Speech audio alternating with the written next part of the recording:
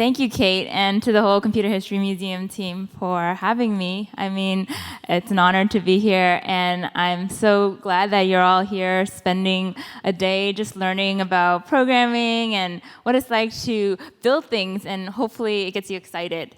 And one specific particular reason why I wanted to come today too was because it's a special session where the parents and moms particularly are here, and I think that from what I have heard from the computer science research, they're some of the biggest factors in getting young people to go into programming and tech industry jobs is first exposure at a young age to the technology, but also second, having encouragement from older role models, even if they're not in the tech industry. So thank you so much for being here. And yeah. So without further ado, I wanted to just share with you about my story. My name is Katherine Kuan, and I'm a developer advocate at Google. And no one really knows what that title means, but it means that I get to teach people in the public about Android development, which I'm super excited and passionate about because I think that actually Android development can be one of the most empowering skills that you can learn. Because mobile is just everywhere these days, and everyone has a phone in their pocket, and for you to be able to build something that will go on these devices is just incredible to me. And I'll show you a couple of examples in this talk. So we can get started. I'm the clicker. Okay, so just to give you a little background, I grew up in the Bay Area, not too far from here in Belmont, and this is my family. I have an older sister. She's a couple years older than me, and she took computer science in high school, then went on to major in it in college, and so that kind of got me thinking about wanting to try it out as well. So I tried it in high school. I really liked the fact that I could create games, and just I created the Minesweeper game in a class, and I thought it was fun. And so when I went off, so that was high school, and then when I went off to college, I went to MIT in Boston, and that was way on the other side of the country, and I just wanted to kind of see what else was out there outside of California, and it was a really incredibly challenging experience. Not a lot of sleep, just so much work, but it was really amazing going out there because what they tried to teach us was that they were trying to give us a world-class education in engineering, but so that in order for us to go out and build great things for our communities and for the world. And so I think that type of public service aspect really resonated with me. And one of the projects I got to work on as a senior is this telemedicine project. Does anyone know what telemedicine is? Yeah. You want to shout it out?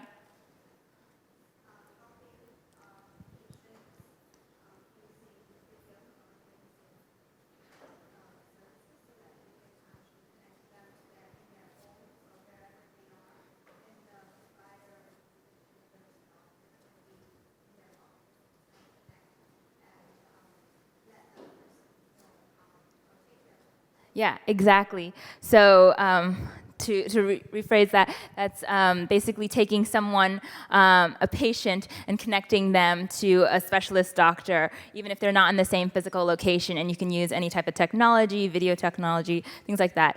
And there's many different forms of telemedicine, and we were using mobile phones, and specifically Android phones, to connect rural healthcare workers, where there weren't a lot of doctors in those areas, to doctors who were in the cities, and just, you can send symptom information, you can take pictures, and then the doctor can diagnose or determine, does this patient need to come see me in the city, or can they stay and get treated locally? And for someone who,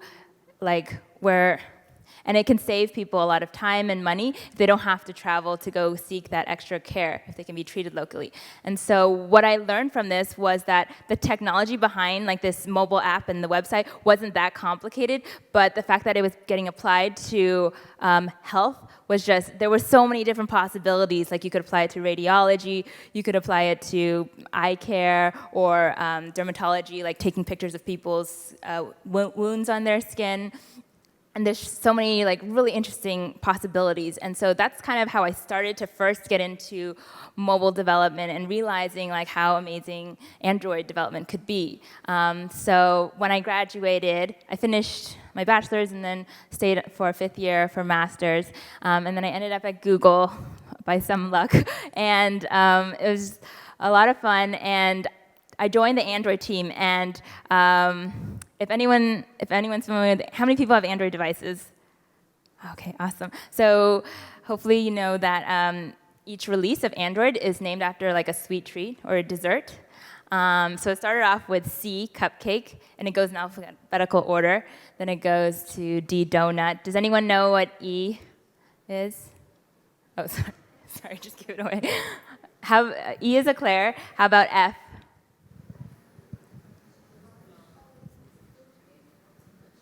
What?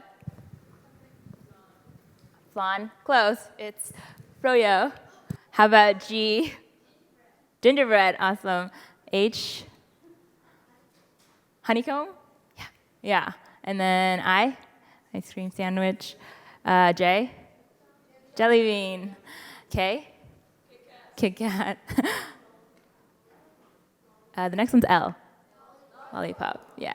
And then marshmallow. Awesome. So there have been so many releases of Android, and I joined around the gingerbread time frame, and it's just like exploded. Like more and more people around me started to have Android phones, like my friends and family, and it was just really exciting to be a part of. I got to work on the Android apps team. So that means the apps that Google creates that will be on a lot of these Android phones. So I worked on the Market app first, and that is the Google Play app now. It got rebranded, but that's where you can buy apps and books and movies and music.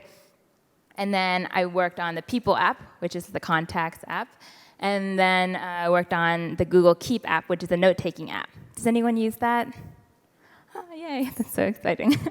And I think the most fun part for me is to meet people or see people using the apps that I create. Like, I was at a wedding one time, I was looking over someone's shoulder and they were using the Contacts app, and you just get so excited because what you create is actually used by someone. So yeah, that was my time on the Android apps team. But then I started to feel after a couple of years that like I wanted something else.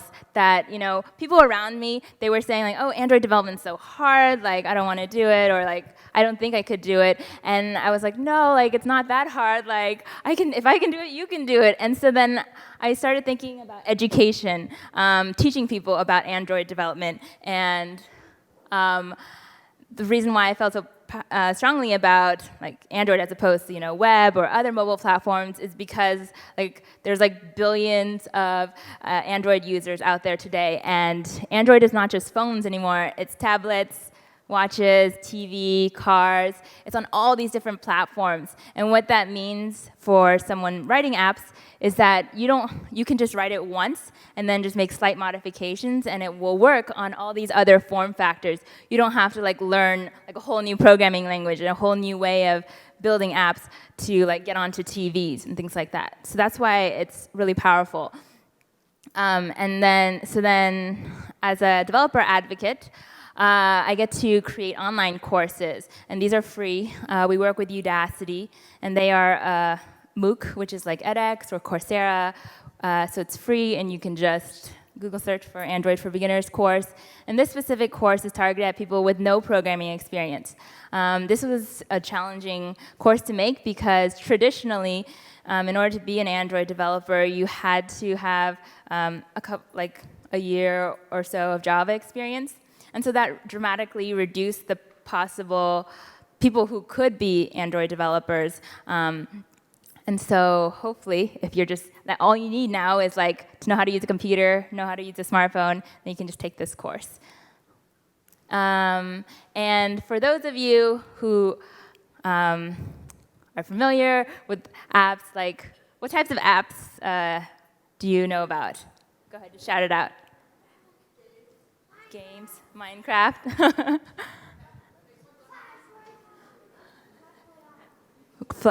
Clash Royale? Okay. Awesome. Have any social media apps? Google Plus, nice. Facebook, Twitter, all these different apps, and the store is filled with like millions of apps, like across many different categories.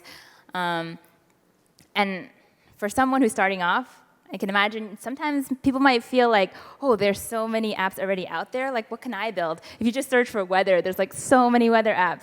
If you search for to-do list apps, there's so many options. So you might feel like, oh, well, whatever I make, like maybe, like I don't know if, you might feel like you don't know what you could make to add to this. But the honest truth is that like there's so many different apps that could be built, and I feel like we've only built like 1% of what could potentially be built. And one piece of advice I would have for you is to try to distinguish your app by drawing on your own expertise. Like you have a unique set of experiences and your own like interests and hobbies, and you can use that to create potentially an educational app or an app in your own community where you see a specific problem that no one else sees.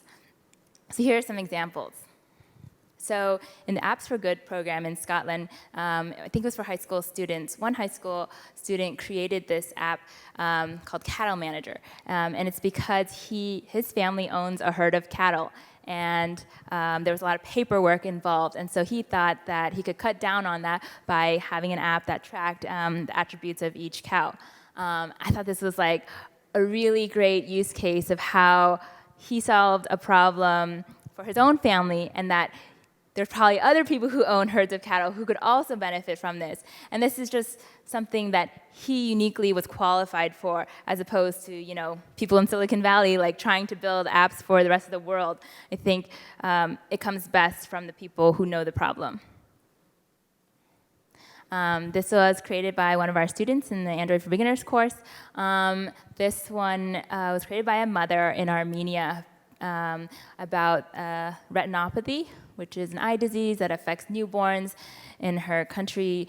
And she just wanted other mothers to also know about how to deal with it. And I thought that this was also a really great example of how she was using her own experiences to help others. Here are a couple other apps. One student, he really loves motorcycles, so he created a motorcycle safety app. And if you think about it, if he builds it out, like this could potentially save lives and prevent accidents. Another student, he really likes his dog. His name is Mocha, and he created an app on how to do CPR on your dog. And you can imagine how this app could be expanded to other types of illnesses or things that your pet might run into and help other pet owners. The last example here is a forest management app, because this student, he is from Arkansas, and he owns huge acres of land, and he knows all about that. He knows what grants you need, all the information about the soil composition, and it's not really condensed in a single place for people, so that's why he wanted to create this. So you can see how people's personalities kind of shine through in these apps. And the key for any successful app is to provide users with the right information at the right time. And like even if you think about like news apps, they deliver the news that you care about to your phones. With email, it delivers the email and notifies you when you need to check it. But also with these educational apps, if someone has an issue with their dog and they need to use your app, then it becomes a really useful app for them. So you can apply this to basically a lot of different industries that could be disrupted by mobile. So finance, government, health, agriculture, education, transportation, especially small, medium businesses. There's a lot of mom and pop shops around, but if they had a mobile app, they could connect with their customers better and offer discounts and just have a more successful business. So there's just so many different ways we could use mobile. It's I guess, applying technology to facilitate things that we would normally do every day. And like, if you think about like, what's all of this for? Like, what if we create all these apps? Then what? Well, one way I like to think about it is using the Sustainable Development Goals, which were developed by the United Nations, and they set out these things that they would like, these 17 things that they would like to see for a more peaceful world, which means like ending poverty, ending food shortages, having quality education, gender equality, access to clean water, things like that. And I think that mobile development can play a part in helping us solve some of these challenges. For example, if someone doesn't have access to clean water, but they have a mobile phone, they could find the information they need in order to get access to clean water, whether that be, telling them where it is or telling them how to filter their water, things like that. And one example I wanted to give you was a couple years ago, I went with Google to Ghana for a local project to help an organization called Motec, and they were using mobile phones to help improve, to give better information to pregnant women and to just help them prepare for pregnancy, and also to help them when their newborn baby came, and to help them take care of their baby. Put a malaria net over your baby's crib so that they don't get bitten by a mosquito. Don't feed your baby solid foods, things like that. It just helps kind of disseminate information. There was also they were also using mobile phones for the nurses to track the pregnant women in their areas, so you can aggregate all that information and see if there's any issues in certain areas. So that was a really cool example of technology. So now I wanted to give you a chance to do a hands-on exercise. So I have some volunteers who will be distributing a worksheet, and what I want you to do at this stage is to think about someone you know in your life that you think could have a better quality of life if they have access to certain types of information. I think there was on that sheet, I give a couple examples, if you're a new parent, you might want to know how can you get your newborn baby to sleep. Or if you're bad at parking your car, like me, how do you actually parallel park your car so you don't hit the barrier? So just think about the audience and what type of information you would give them. Don't worry about the app idea or anything like that. Just think about those two things first. And you can talk about in your groups. And yeah, just let me know if you have questions.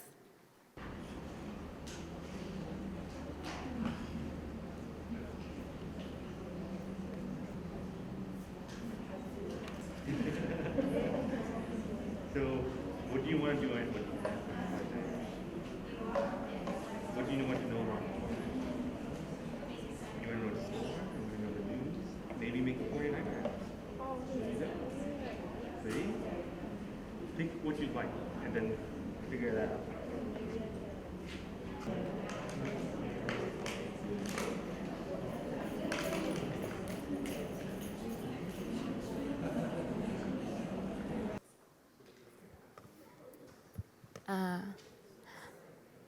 All right, I'd love to hear what ideas you came up with. Does anyone want to share?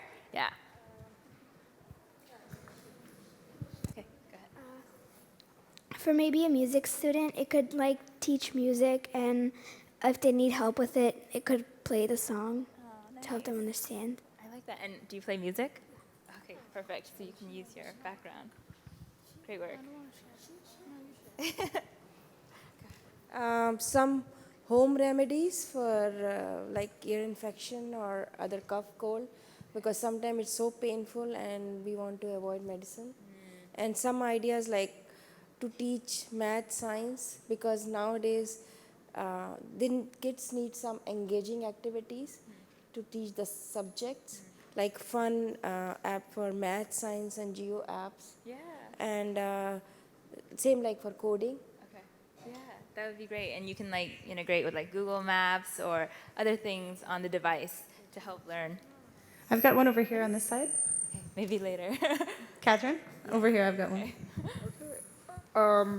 So this one's targeted for students, and it is a common problem, actually, that they don't get enough sleep. Oh, yes. So this one's basically, well, believe it or not, even me, we all like to do our homework late, and in the when we come back from school, you want to do something fun. So this is basically going to tell you when to do your homework. So first you just input how much homework you have.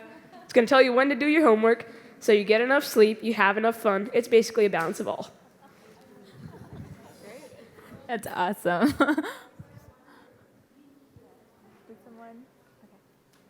Oh, yeah. So, target user is famine, people, and then type of information they need is to find ways to get food. Exactly. That's awesome. One more over here, if that's okay. All right. So my target audience is a composer. If you like writing music, it's really tedious to write by hand. So I just thought of an app that like you can write music, and it's a lot faster than if you write it by hand. Awesome. I also want to add one. Yeah, go for it. There are so many diseases in the world, not very common disease, for which clinical trials happen in various countries, in various places. So I want to create an app where everybody puts in information, you gather it from various places, and parents have an option to go to a certain place for cutting-edge solutions for any disease that they might be facing. Nice. That would be really helpful. Okay, cool. We'll have a little more time to discuss. Oh, okay, one last one. If someone moves somewhere and they don't understand the language that's spoken there, an app could teach them how to read, write, or understand that language. That's awesome. I love that idea. And there was also another language app idea too. I think definitely mobile phones would be great for that because you have it in your pocket, and as you go, if you don't know a certain word or what to say, you can like look it up. So great idea. Yeah, one last. Like the disease cancer, people doesn't know much, and then they don't have enough resources. Let's say, what's the cure for that, and where they can find it. And I think it's really important to. Yeah, I think health or finding information on diseases is especially important because like there's so much information like on cancer out there, but you don't know where to look. So if it was filtered down and it told you like the key information, that would be really valuable. Awesome, you guys are All right, awesome. we have one last one on this side, and then I think it's time to move on. So this app is for someone who, like my brother, he does a lot of chores, but then sometimes he forgets to take, like my parents forget to give him the money. So this app helps my brother keep track of what chores he needs to do, and my parents to keep track of how much allowance to give him for each chore. Good job. So no one gets cheated out of their allowance money. Awesome. You're all amazing problem solvers already. So this is fantastic. Now I wanted you to start thinking about like, what would it look like as an app? And you can go off, like you can pull out your phones, you can look at what apps look like today, but there's definitely room for innovation there. So kind of sketch out on that blank piece of paper, like draw a little rectangle, pretending that's the phone, and then you can like write, like, are there going to be different buttons for the different categories of information? Is there going to be a text field where someone's going to enter in something, or is it going to calculate, like, yeah, just like think about how people would interact with your app, and just pick one of those app ideas that you had in your list. And then once you sketch it out, and then we'll have time to share a little bit in our groups. Any questions? Yeah. So are we just going to make like the logo of it? Yeah, just sketch on the piece of paper what a local version of the app would be. Yep.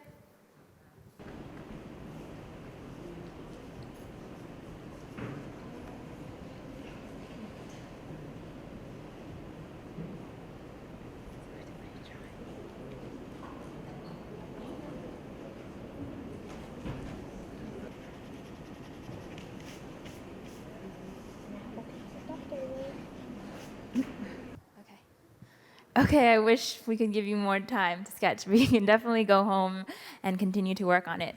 Do we have like just a couple of volunteers who would be willing to kind of describe what they drew? Yeah? Okay. We're going to take 3 people because I think we have to do lunch soon. I didn't really like write or draw. I just drew what the menu looked like. So for my Composer app, I just drew 2 buttons for new and open. New is to create a new piece, and open is to open one that you saved already.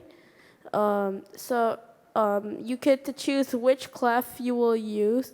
If you use music, if you do music, you know what I'm talking about. And key signature for the piece. Awesome. That looks great. Okay, we have another one here. So my app is something where you can scan a barcode on a product and it will make the list of ingredients show up. And so before you scan it, you can type in something that you're allergic to, and if that allergen is in the list of ingredient, then a little light will pop up and it will say not safe, so you won't buy it. That is awesome. That would save people so many allergic reactions. That's an excellent idea. One more? Okay, our last one. So this app is for, again, what time the students should start their homework. So it would have some sort of different interfaces. So when you first start the app, it's going to say, what is the assignment called? This is when you enter a new homework assignment, so it knows what it's called. Then it will say, click start for me to calculate the average time of this assignment. And then, you do the assignment. And over time, it would be able to calculate the average. And then you enter the time you usually sleep. This is to know when you should start the assignment and around what time you'll finish. Okay, so after this, the second time you enter, or the next time you're actually going to do the assignment, it's going to say, what homework assignments do you have? So since you entered it in the first time you actually tried the app, it already knows what the homework assignment is and how much time it takes. And then it will calculate what time you should start your homework assignment. That's about it. Thank you for sharing. That's good. I really like that app because it does a lot of computation, but if you put that into the app, then the app can worry about calculating it every single time instead of manually doing it.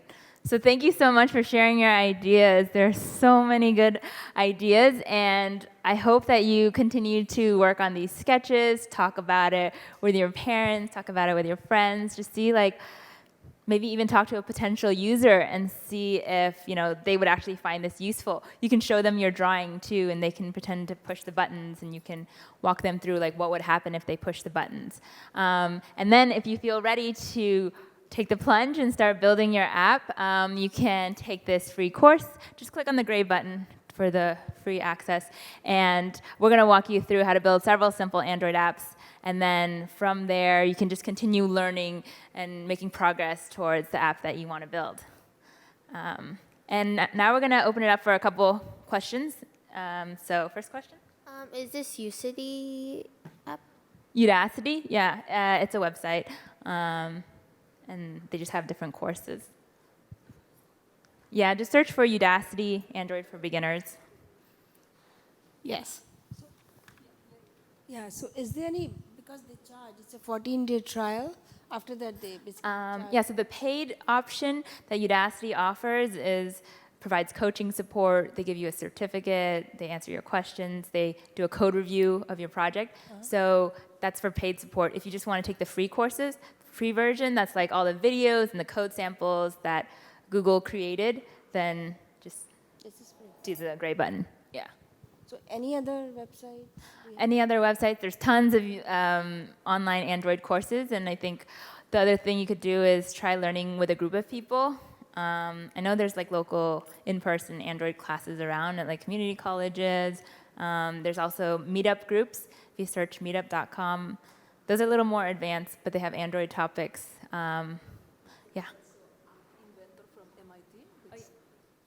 Yeah, App Inventor is another option. they use visual blocks to program, so you drag and drop different things to create your app. That's the easier version of getting started. This one teaches you XML and Java, basically whatever the professional developers use. So yeah, so you have a couple options. I'll be around during lunch if you have more questions, and you can also share the drawings you made with your group during lunchtime as well if you want. But I'm going to hand it over back to Kate. So thank you so much. Great job today. Thank you so much, Catherine. And I actually have one more question for you before you head off stage. So it seems like you've really piqued the interest of all of the students and moms here today, and I think that's great. And I guess I'm wondering if you had advice for these amazing middle school students who are heading off on all kinds of new adventures really soon. What advice would you give students at this age and as they go off and learn new things and knowing that they're already getting excited about technology? Yeah, I mean, I love the excitement. I think in creating this course, I realized that a lot of beginners go through a lot of struggles when they come down to the coding aspect of it.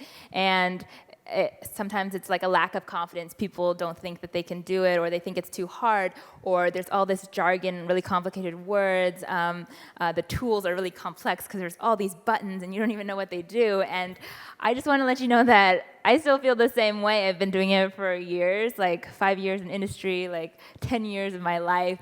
And like, I don't use all those buttons. I don't know like all the terminology. Like I have to look that up a lot online. And also, I also have confidence issues, like, can I build this or not? If someone asks me to build a new feature, like, things that you're unsure about, like, most likely, like, other people are also feeling it that way too. And so if you run into a challenge, it's not because you're not qualified for it, it's because, you know, maybe the way the teacher taught it isn't the way that you best learn. So I think the ultimate reward will be, you know, building what you can and showing someone, and then that will just feed your motivation to keep building. Excellent. Oh, we have one more question. Is there a showcase for kids to present their work? I don't think there's a formal showcase. Like we have a discussion forum where people can post, but I don't know. Yeah. Yeah, that's a great question, and I think that there might be some. Yeah, I think there's some online spaces, especially in the forum there, where you could share ideas and see what other students are working on. Or organizing something yourself with local people. Yeah.